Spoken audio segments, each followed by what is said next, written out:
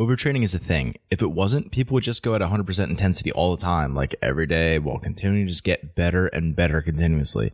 But reality sets in when we see the people that are hitting it at 100% every day, and they're getting worse, not better.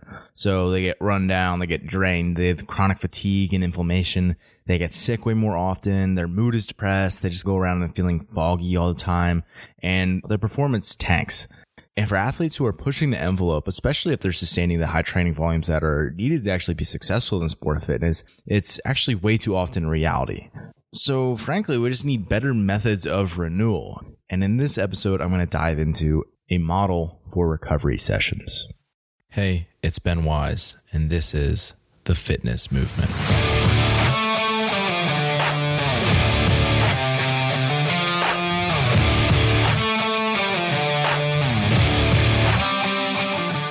Fitness Movement is brought to you by Zor Fitness. Zor Fitness is my company and my platform to deliver incredible training-related content to people just like you. I don't just podcast. I write in-depth fitness articles. I break down common movements in the sport of fitness. I program workout plans, and I offer one-on-one coaching for competitive and recreational athletes. And the best part is most of what I have on zorfitness.com is totally free. Check out these resources by going to zorfitness.com. That's ZOAR fitness.com. Hope to see you there. And welcome back to my rant on recovery sessions. So as I sat down and thought about how I wanted to organize this and how I wanted to lay it out for people, I thought of 3 potential questions that people would have about recovery sessions in general. So that's how I'm going to outline today's. I'm basically going to go through these 3 fundamental questions surrounding recovery sessions. So the first one is just, why do recovery sessions? I think a lot of people think it is kind of a necessary evil, and that's sort of how they view it, rather than having it actually be a performance enhancing thing. So I want to view it through the lens of performance and how we can really boost performance with recovery sessions. Our second question then will be, how often should you do them? So what frequency should we be hitting recovery sessions at? Or if you're a coach, how often should you be programming? Or if you're self-coached, if you're an athlete, how often do you need to be doing some sort of a deload or a rebound or recovery session? So how often should you be doing that? And then thirdly, what should they consist of? So if I'm doing these recovery sessions, what should that look like in the sense of what things am I actually going to be doing in that recovery session that's going to aid and speed my recovery? Because that's the whole point. What should I actually be doing in those sessions? So let's backtrack and go back to the why. Why recovery sessions? And again, I'm going to be hitting this from the performance aspect. So you already heard me go through some of the negative outcomes if a athlete or a coach is programming too much for that athlete where they're becoming overtrained. So those are really outcomes of overtraining. That's what we were looking at. And this could just be from not having enough recovery sessions. It could be from your recovery sessions just being too hard, like the intensity just isn't low enough in your recovery session. Or it could just be the fact that you're getting too much training stress in and not enough recovery just as a whole. So it doesn't necessarily mean that you need to do more recovery sessions specifically. But if you're training just way above your MRV, your max recoverable volume, then it doesn't really matter how much recovery you're trying to get in. You're just putting way too much stress on your system as a whole. So let's flip this from that intro where we're talking about performance enhancement. So let's think about this in terms of improving your performance. What potential benefits can a recovery session have, provided that a coach programs it right and that the athlete executes on it correctly? So the first thing is accelerating recovery. And that's certainly a broad term, but I think that's what people relate to most when they're thinking about recovery sessions. But here's the thing, most people don't actually do recovery sessions in a way that's actually improving and promoting recovery. Frankly, it's just an easier training session is what it is for most people, where they're not going as hard as they normally would. Or on the opposite end of things, they take a complete rest day and just don't train at all or don't move at all. And that's obviously not accelerating recovery, which is the goal. So the goal is to accelerate our recovery through this movement, through this session. And so the rest of these points are going to be sub points within that, where if you are accelerating recovery, that means by default that X, Y, Z, all these different things are going to be happening. And the first thing is that it's going to be generating parasympathetic tone. So this is a nervous system state. So if you haven't heard episode 8 of the Fitness Movement yet, I would go back and listen to that. I talk all about nervous system states. So I'm not going to get into the basics of it now. But really, it's about priming your autonomic nervous system to be in the right state and to be able to express the right state at the right time. So one of the things that I think people get wrong a lot is that they think, oh, parasympathetic all the time is good. And that's not the case at all. If people are parasympathetically overtrained, where they're just doing like a ton of aerobic work and they can't recover from it all, they're going to be in that foggy state that I described in the intro, where they just can't get, let's just call it up for exercise, where they can't get stimulated and excited and turn into that sympathetic side where they need to be able to express higher levels of fitness in a shorter time domain with a higher intensity. So the goal for creating parasympathetic tone is the fact that we are balancing the two sides of the coin of our nervous system, where the majority of the time we're parasympathetic, we're in rest and digest, we're in recovery mode. But when we need to, we can turn up, we can rely on the sugars, we can rely on the hormones, the adrenaline, the cortisol to get us through difficult pieces. And that's an important thing. You need to have that in our sport. If you have these short, powerful bursts and you need to be executing them at full intensity, you have to be able to express the sympathetic nervous system. So us generating parasympathetic tone not only accelerates recovery, but it also allows us to express the sympathetic side of our nervous system when we need to be able to express that sympathetic side. Next is that we'll be improving movement quality. So sort of by default, a recovery session means that you're slowing down. And by slowing down, hopefully that means that you're having higher intention rather than intensity, which means that maybe we're doing tempo movements or we're just slowing down as a general quality. And that allows us to not have any compensatory movement patterns. It allows us to move well. That's the bottom line. If we move well, we tend to have less joint pain. We tend to improve our movement quality. That's something I talked about in the last episode, episode 18 on mobility, is that if you're moving in a way that does not create joint strain, then your mobility typically will improve because your body is going to allow yourself to get in deeper positions because it's not threatening to your system. And kind of in the same vein, next is allowing for skill practice. So unfatigued skill practice is a great thing to do during recovery sessions because by nature it is low fatigue. So you're already doing a low fatigue session, you might as well get some low fatigue skill work in, something where it already would have been a full recovery when you're doing it. So by nature, you're focusing on movement quality, and by nature, learning is sort of a parasympathetic thing. So all those things are going to promote the fact that skill practice is a great thing to get in on recovery days. Next is reducing inflammation. So the fact that this is a lower intensity exercise, and I'll kind of go into this later, but also I want more lower eccentric modalities, means that there's going to be very little recovery demand. And I mean that in the most literal sense, whereas if you're doing something that's very stressful and very taxing and very damaging to your body, which most of our protocols are on training days, that's not the goal. Our goal is to clear inflammation, is to clear fatigue, is to clear waste products. And we're setting ourselves up for a way where we can do things to improve our recovery, things like reducing your inflammation. So what is inflammation? I think people have a pretty good hold on the symptoms of inflammation or the things that would cause inflammation, but I don't necessarily think people have a really good grasp on what inflammation actually is. So it's increased blood to a certain area, so AKA swelling. So it's increased lymph and lymphocytes. So roughly this could be chalked up to the lymphatic system or even like the quote immune system. Plus other fluids and proteins are coming to the area. It's basically your body is flooding a particular area to try to get to heal. But the goal is to not have that pool there, rather to have it circulating throughout the body. So when we're talking about increased circulation, which is definitely one of the benefits of recovery sessions, that's going to be one of the things that impacts inflammation because we're pushing these fluids around the body, and that's what you want. You want things to return back to the heart and move throughout and flow. So when we talk about blood flow or lymph flow, that's actually really tied in with inflammation. So if we can get more steady blood flow, more steady lymph flow. And again, I talked about in the Hold Your Breath episode how that's tied into breathing. Just getting yourself to breathe more and rhythmically in a recovery session is actually going to boost recovery, even if you weren't moving. So let's just say that you were just laying and doing static breath work. You're still getting some blood flow. You're still getting some lymph flow because your respiratory muscles are massaging blood through all your visceral organs. But we're also using the muscle pump where by contracting your muscles rhythmically, it actually helps with venous blood flow return and all these other aspects of recovery. And the other good news, if we circle back around to parasympathetic activation, that by definition means that we are going to be more anabolic. So think anabolic as in like muscle building. So there's going to be more protein synthesis. There's going to be more repair to our damaged tissues. This could potentially be growing muscle mass. And by switching into rest and digest, that's just kind of a simple way to describe it. By switching into that mode, That by definition means that we are more anabolic. And by definition, that means that we're not catabolic, where the structures of our body aren't breaking down. Another way to say that would just be, let's just call it repair mode. And as part of repair mode, we could say this is increasing your immune health. So I already talked about the lymph and the lymphocytes. So this is really tied into your immune function as a whole. And by increasing parasympathetic tone, the immune system gets upregulated. And if we take this as a big picture and we zoom out, so overall, what's going on? Overall, you're improving your longevity in the sport and frankly, your body as a whole. Like, you only have one body. You have to live with it your whole life. So if you're constantly beating yourselves down, your joints hurt all the time, like, even if you are still improving, that's just not ideal for what you want to be as a human over the course of your entire life.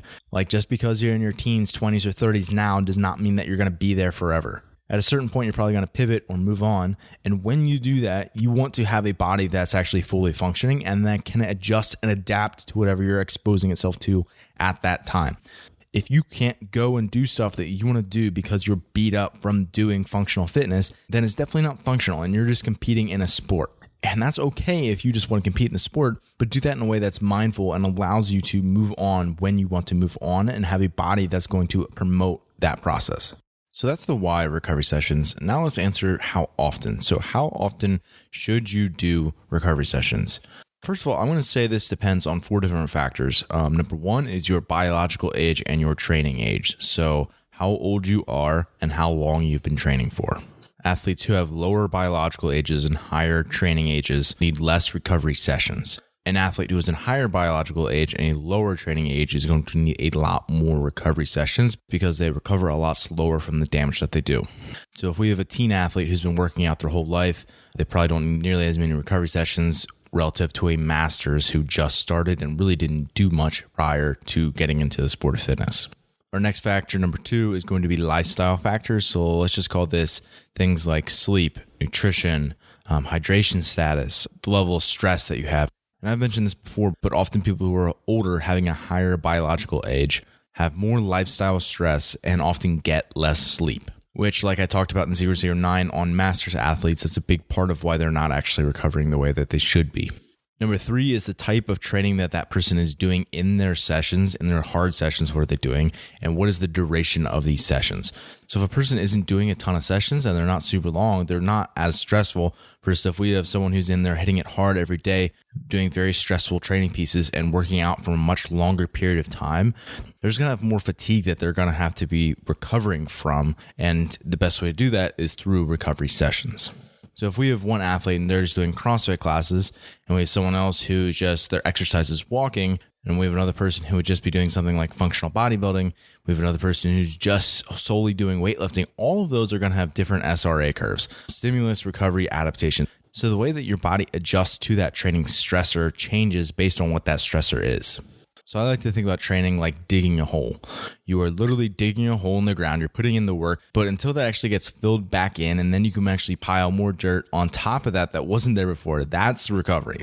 So digging the hole is just the stimulus. It doesn't mean that you're getting any better. It's just when you fill all of that back in that you actually get better.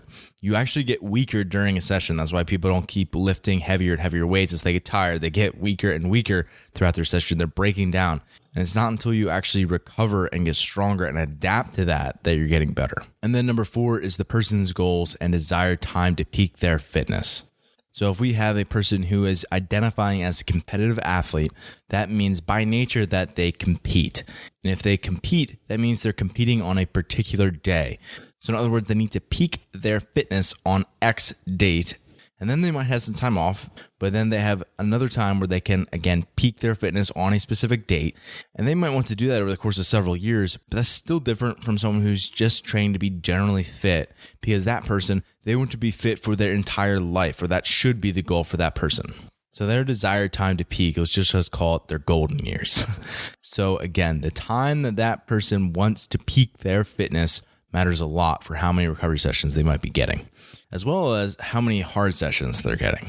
So to not be vague about this, I want to go through 4 different avatars, starting at a novice trainee and moving through to an elite athlete.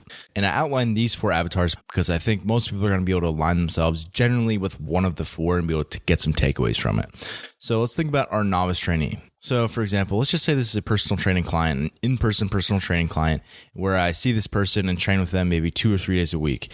I'm certainly not going to take those days easy because I only get to see them 2 or 3 days. So they're going to get no in-gym recovery sessions. So what that means is they need to be working on increasing their lifestyle activity, and that's going to help promote recovery outside of the gym. So moving outside the gym, not in a workout. So playing with your kids, mowing the yard, going skiing, like doing anything that you want to do with your body that involves movement. And doing that in just a way that's lower intensity that you wouldn't necessarily call it a workout. So depending on your frequency, you might not build in any recovery days, and that's something that will be perfectly fine. As long as you're still moving with high intention when you're in the gym and doing things where you can learn fundamental movement patterns, doing things where you can refine your movement and having high intention in your workouts, then I don't see that being an issue at all. Let's move on to the next person. So the next person, let's just call them the fitness enthusiast. So this is a person who's probably going to be GPP. So let's just say that they're in the gym 5 to 6 days per week. So this is someone who most outsiders would look at this and see this person as very dedicated and potentially an athlete, but they're not competing. So that's where I'm drawing the line here. So they do CrossFit classes or they follow some sort of blog style workout. So of those 5 to 6 sessions that they have, 1 or 2 of those should be recovery sessions, and then the other one should be spent moving outside of the gym. So just like the novice trainee, no different than that. And by the way, I would include that across the board.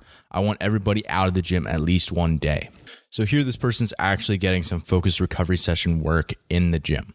Let's go up to the next level. Our next level is a high-level hobbyist. So this is someone who is a competitor. So for this person, they're spending 5 or 6 days per week in the gym, and let's just call it maybe 1 or 2 of those days being double sessions where they do an AM and a PM. So somewhere in the neighborhood of 7 to 8 sessions per week. So again, I recommend at least one of those days being outside of the gym where you're doing a lot of lifestyle movement, just movement that's occurring organically in your life. But I would also make 2 sessions recovery sessions. So let's just say we do it on the double days. Each of those AM sessions are recovery sessions, and then you can hit 1 harder session throughout the week. And by the way, this is assuming that this is an athlete who competes in the sport of fitness. If this is someone who's maybe running full time and that's their thing and that's what they're competing for, that's a different scenario because they have very singular training priorities. So like someone who's preparing for a 5K, you know exactly what you're doing, and basically all your stressful training is going to be running. Whereas if we have someone who's competing in the sport of fitness, they have to get better at weightlifting, they have to get better at gymnastics, they have to get better at their cyclical work, they have to get better at metcons in the sport. So the number of training priorities that a person needs in a given week is just so much higher in the sport of fitness. Obviously, you still have to balance the volume as a whole, but just to think about it in terms of the broadness of the training priorities is a very helpful thing to do. And then lastly is the lead athlete. And let's just call this a perennial games athlete, where you know the names of these athletes. They go back year after year after year. This is their full-time job. This is what they do. That's not to say that they don't know any other stressors or things going on. Like they still have to maintain relationships with sponsors and promote their content. So doing things like social media or YouTube. They likely still have to do a lot for their own nutrition prep. They likely have to pay an individual design coach. So there's still a lot of moving parts and they still have a lot of lifestyle stress, but they are dedicating a lot of their time to training for the sport of fitness. So let's just say this is in season because it's much more intense and it much more reflects what we're going to see in order to run in towards the games versus out of season where they might have taken 3 or 4 weeks off before coming back into the gym at all. So they might be completely off. So I want a really good snapshot of their actual training and building up and starting to build volume, build intensity where you're going to compete. So for this athlete, it's going to be 6 days per week in the gym. And I think that's probably still pretty common for most games athletes, unless they feel an obligation to go in that 7th day where they're in every single day. Most of them are taking time off. And even if they are going in 7 days per week, it's not an intense 7 days per week every week. For this athlete, they're doing 2 or 3 sessions per day. So typically like a AM, noon, PM sort of schedule. And obviously that can vary the times and based on that, the athlete's preference and what their demands, their schedule are. But this is typically anywhere from like 12 to 18 sessions per week, especially as they're gearing up towards the sanctional or the games.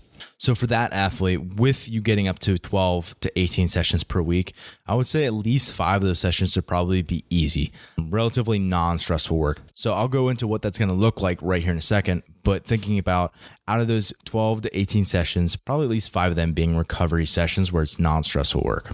So as a general rule of thumb, if we look at these 4 categories, you can see that basically I would recommend taking a recovery session or a lower stress session every 1 to 2 hard sessions that you put in.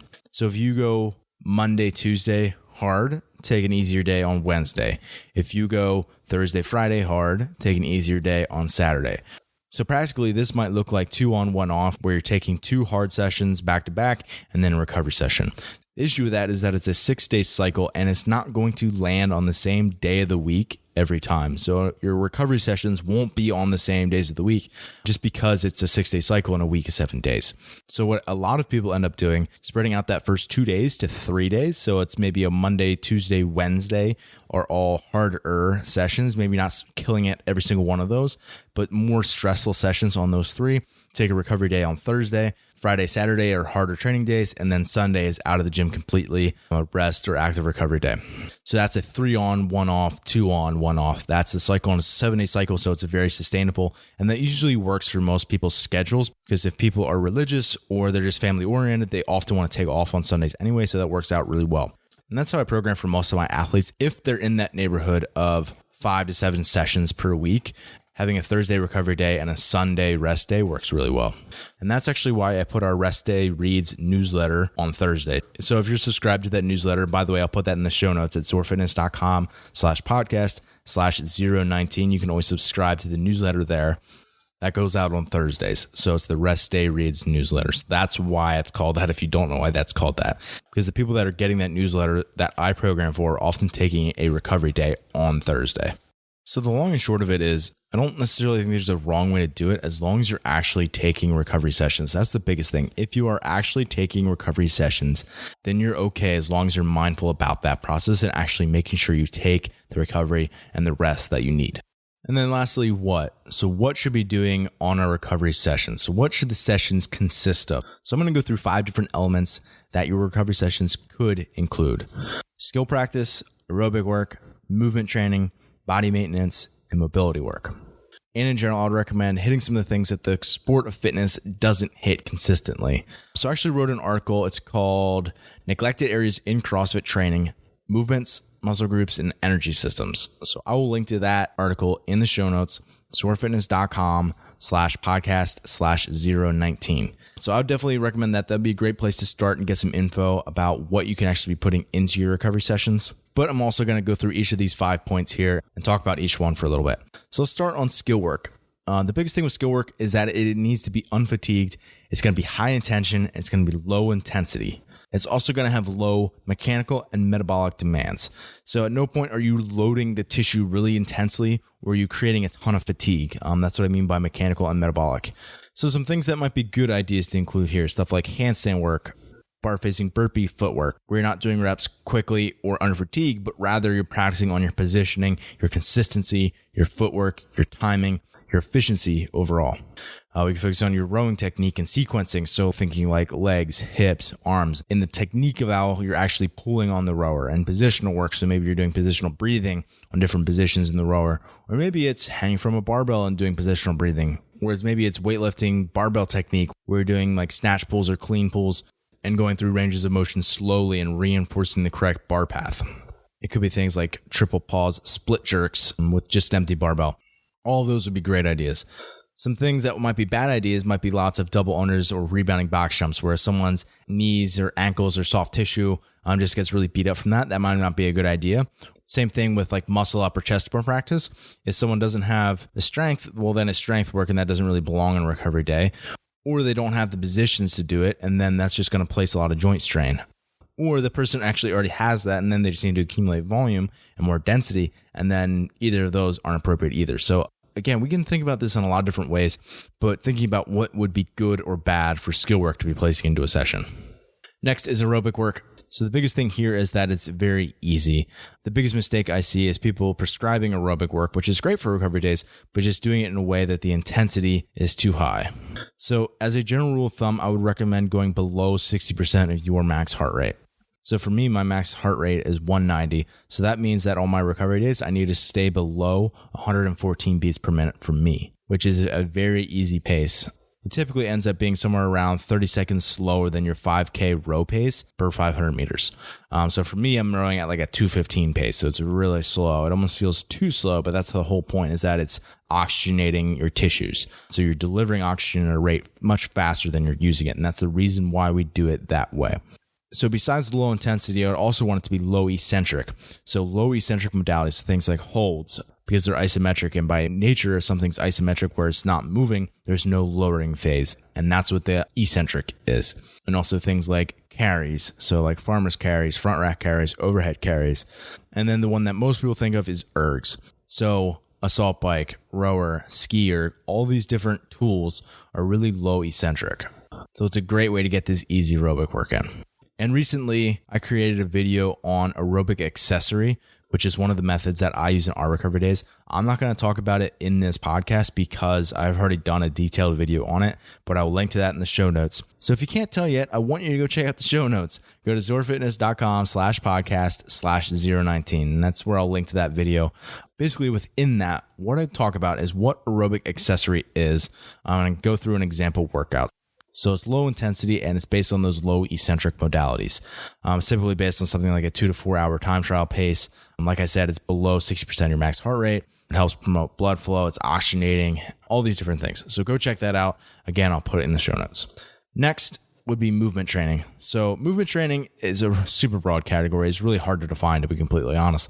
But let's just call it things that help promote longevity for joints, tissues. We're avoiding overuse injuries, and this could look a lot of different ways.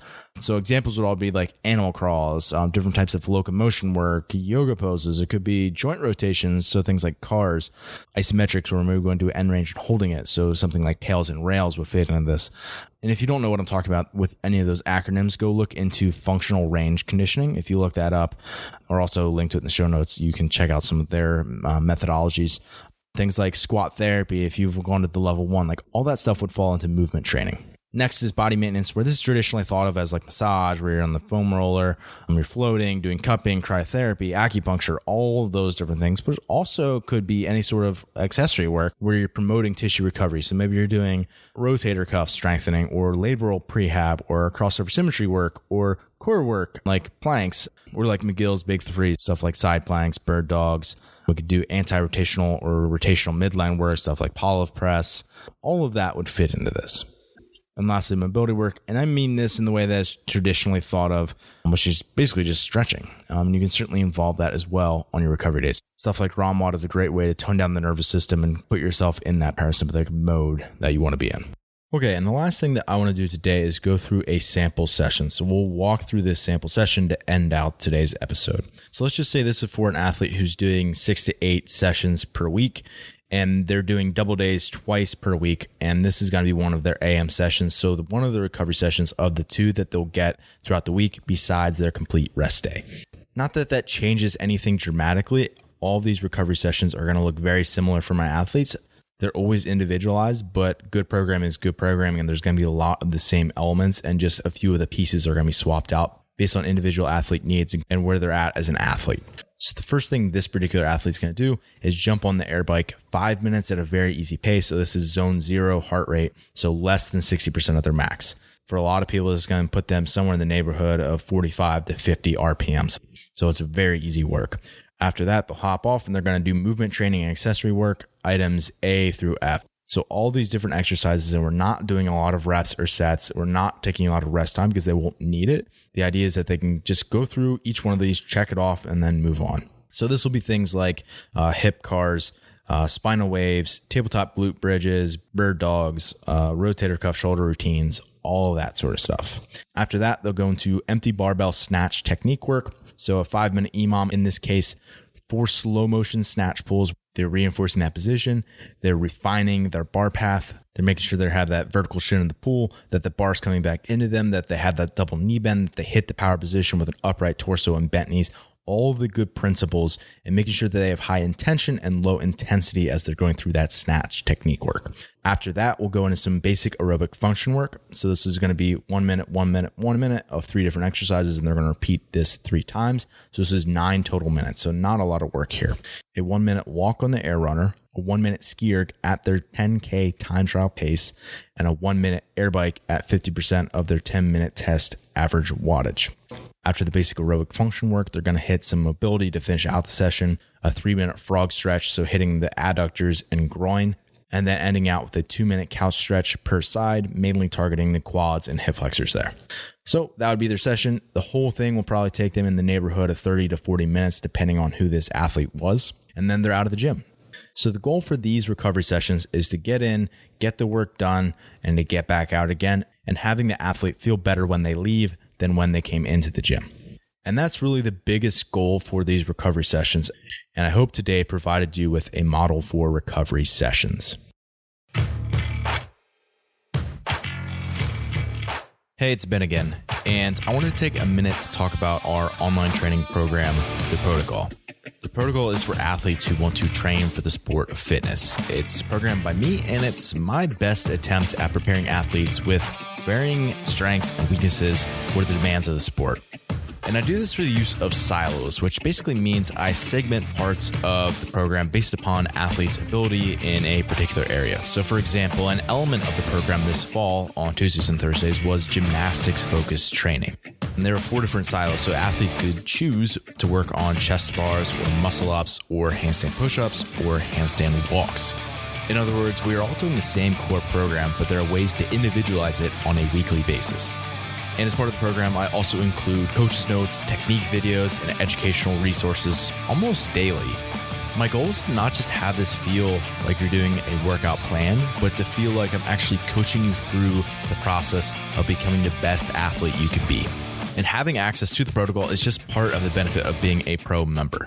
You also get instant access to the Vault, which is exactly like it sounds. It means that you unlock the ability to be able to download all the programs that I've ever written. So this includes things like Bulletproof Body, which is the accessory work for functional fitness, Gymnastics Density for the Big 5, Functional Thickness, Your First Muscle Up, Cyclical Supremacy, Overhead Squat Mobility, Breathwork for the Sport of Fitness, and it could go on and on. And lastly, you get instant access to pro articles, which are on topics that I really want to safeguard from the public and keep for my athletes. Stuff like cycle speeds for CrossFit open movements, strength ratio data analysis, so basically determining your relative weaknesses on strength work, breaking down sanctionals programming or games programming, energy systems testing and analysis, and a whole lot more. And if this sounds like stuff that you're into, you can get a 7-day free trial of Pro. Simply head over to zorfitness.com/pro. Thanks for listening, and as always, stay the course.